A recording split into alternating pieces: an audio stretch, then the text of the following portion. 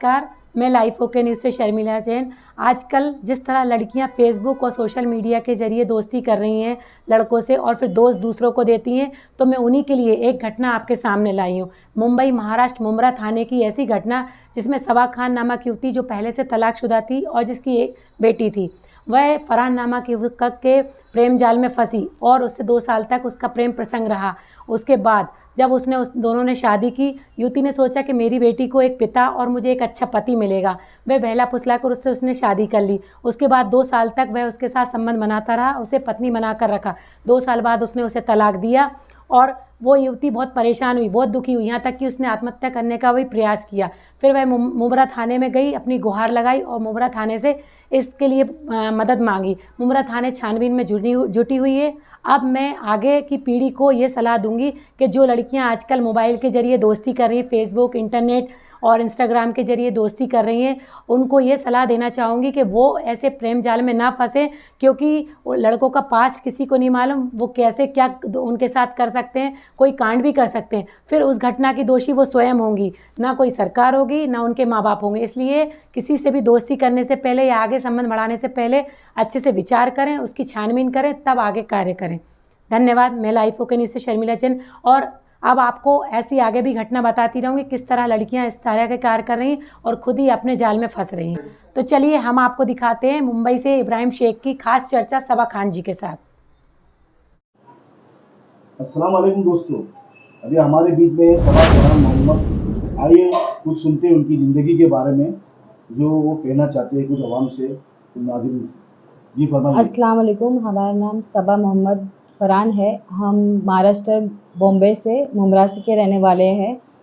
हमें 4 साल पहले मोहम्मद फरहान एक सोशल मीडिया पे मिले थे और हमें नहीं पता था कि उस वहाँ पर फ़ोटो और नाम अपना रियल नहीं लगाना चाहिए, या तो उन्होंने हमारी ज़िंदगी के बारे में जाना कि हम कैसे हैं, कहाँ से रहने वाले हैं, हमारी पूरी लाइफ के बारे में वो 8 दिन तक के मालूमात करते रहे और हमारे बारे में सब कुछ जानने के बाद हमें शादी के लिए प्रपोज़ल दिया उनने कि हमें आपसे शादी करनी है। और हमने इतना भरोसा नहीं किया, 2 साल तक पहले उनको आज़माया हमने कि वो हमारे मुताबिक ठीक है या नहीं। बात करते रहे हम 2 साल तक, सिर्फ फ़ोन पे बात करते रहे, वीडियो कॉलिंग पे बात करते रहे, सिर्फ 2 साल तक ऐसे ही चलते रहा। उन्होंने कहा हमें आगे अपना ज़िंदगी का आगे अगर सफ़र तय करना है और आगे हमें बढ़ना है तो हमें एक बार मिलना चाहिए, ऐसा उन्होंने कहा। तो हमने कहा ठीक है, अच्छी बात है, हम एक बार मिलते हैं। तो हमें मिलने के लिए वो अजमेर बुलाए 2021 में 7 सितंबर को। वो हमें अजमेर में स्टेशन पे लेने के लिए आए और हम वहाँ पर 3 दिन रुके और उस दौरान उन्होंने हमें बहुत सारे प्रॉमिस किए और उससे पे ज़िद करने लगे कि हम यहीं पे निकाह पढ़ के चले जाते हैं। काफ़ी ज़िद करने लगे, काफ़ी रोए, हमारे पैरों पे गिर के कि अब हम शादी करके ही जाते हैं दोनों ने, तो हम कभी फिर मिलेंगे नहीं, ये सब कहने लगे। लेकिन मैंने कहा नहीं, घर पे हम एक बार बोलेंगे अपने अपने घर पे और अच्छे से शादी करेंगे घर वालों की रजामंदी से, ऐसा करके इनको समझा के। शुरुआत कहाँ से इसका?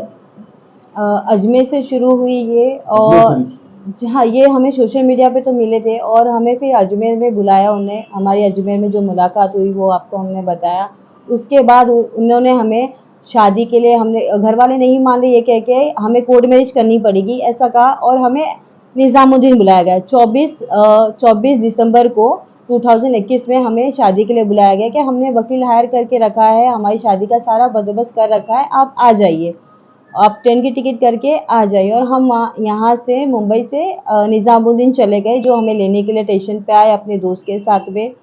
और उसके बाद है ना, वहाँ होटल में जाने के बाद कहने लगे कि हमने जो वकील हायर कर रखा था वो वकील आए नहीं, कुछ प्रॉब्लम हो गई इसकी वजह से आए नहीं। तो कहने लगे चलो हम निज़ामुद्दीन कोर्ट जाते हैं। निज़ामुद्दीन पूरा कोर्ट हमें घुमाए, बोले ये वकील इतना पैसे मांग रहे, उतना मांग रहे, ऐसा करते रहे। और उसके बाद है ना, उन्होंने हमें हम 2 दिन वहाँ रुके और ना वकील का कोई बंदोबस्त किया था उन्होंने, ना कुछ है, हमें झूठ कहते रहे। और उसके बाद और 2 बार ऐसे ही करके हमें बुलाया गया शादी के लिए, लेकिन हमारी शादी जब भी नहीं हुई शादी। ये 2 साल तक कुछ ऐसे ही चलता रहा। लेकिन ये 31 न्यू ईयर को 2022 को हमारा निकाह हो गया इनके साथ में। निकाह होने के बाद ये हमें कहने लगे अम्मी की तबीयत खराब है। और कौन कौन शामिल था? निके में सारा बंदोबस्त उन्होंने करा था। उन्होंने अकेले नहीं जी किया? बिल्कुल बिल्कुल, हमें तो यहाँ का वहाँ का कुछ भी नहीं पता था, सब उन्होंने किया था। उनके घर के जो नहीं, कोई नहीं आए थे, कोई नहीं आए थे। सारा जो भी था वो उनके, और हमारी तरफ से जो हमारे जो निकाह पढ़वाए वो हमारी तरफ से जो इमाम थे वो उन्होंने हमारा निकाह वो हमारी तरफ से थे। और ऐसा हुआ जो वकील जिन्हें थे ना तो आप जानना नहीं चाहे कि आपके घर वाले फैमिली को इजाजत दिए कि नहीं? हाँ, तो वो ऐसा हुआ कि हमारे निकाह में वो शामिल नहीं हुए, लेकिन हमारे तलाकनामे पे साइन उनके हैं। तो मैं जानना चाहती हूँ, जब हमारे निकाह में आप थे नहीं, ठीक है, आप तलाकनामे पे साइन दे रहे हो, और सबसे पहली चीज़, कौन सी लड़की को आप व्हाट्सएप पे तलाक भेज सकते हो? आप एक कोरियर कर दिए तलाक, और 2 कोरियर आप व्हाट्सएप पे कर रहे हो। तलाक अगर ऐसी होती है तो मुझे नहीं लगता कोई मुस्लिम लड़की को फिर शादी और निकाह करना चाहिए, जहाँ तक कि मेरा मानना है। तो आप प्रशासन से क्या मदद चाहेंगे? मैं प्रशासन से यही मदद करना चाहती हूँ कि मेरे साथ में ये नाइंसाफ़ी हुई है, जो निकाह के नामों पे मुझे खाली इस्तेमाल किया गया है, या शादी उन्होंने ऐसे की होगी अपने आप को बचाने के लिए मुझसे शादी कर ली, और फिर मुस्लिम लॉ के हिसाब से, और उसके रजिस्टर्ड जो निकाह हुआ है मुस्लिम हमारा, और उसके बाद उन्होंने तलाक भेजना स्टार्ट कर दिया। और घर वालों का उनका फुल सपोर्ट है, घर वाले सारे उनके साइड है। और मैं प्रशासन से ये पूछना चाहती हूँ कि मैं जब अलीगढ़ दिल्ली गेट पुलिस थाने गई थी तो मेरी एफआईआर क्यों नहीं ली गई है? 1 जनवरी को मुझे समझा बुझा के वहाँ के ऑफिसर ने भेज दिया एक नॉर्मल पेज पे, 15 दिन के बाद ये आपके पास आ जाएंगे, या 15 दिन के बाद ये आपको बुला लेंगे। एफआईआर की कॉपी आपके पास है?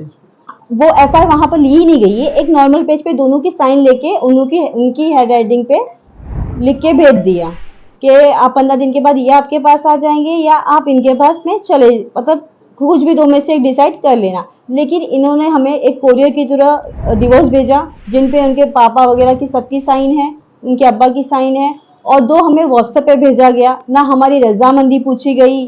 अगर ऐसा तलाक होता है तो फिर हमें ऐसे निकाह करना ही नहीं चाहिए। ये सारी जिंदगी लड़कियों की जिंदगी के साथ में खेल रहे हैं, और हमारे बारे में सब कुछ पता था इनके पास, हमारे पास प्रूफ है।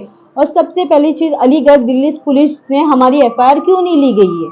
1 जनवरी से कि मुझे इंसाफ चाहिए। अलीगढ़ की सारी पब्लिक को कहती हूँ कि मुझे इंसाफ चाहिए और मेरी मदद करे इस तो मामले में। ये आप कहना क्या चाहेंगे कि जो भी सोशल मीडिया पर, जो इंटरनेट पर आपका जो ऑनलाइन के जरिए जो आपका इश्क हुआ, लव हुआ, जो भी, तो आवाम को क्या मैसेज देना चाहेंगे? मैं चाहती हूँ इस झांसे में आप लोग ना फंसे, क्योंकि मैं आज 7 महीने से परेशान हूँ। जो इंसान 4 साल से मुझे जानता था, 4 साल से मेरे हर चीज़ पे खबर रखा, वो इंसान ने हर चीज़ों पे, कॉल पे लेके वीडियो कॉलिंग पे, हम कहाँ जाते उठते बैठे हर चीज़ का खबर रखते थे वो।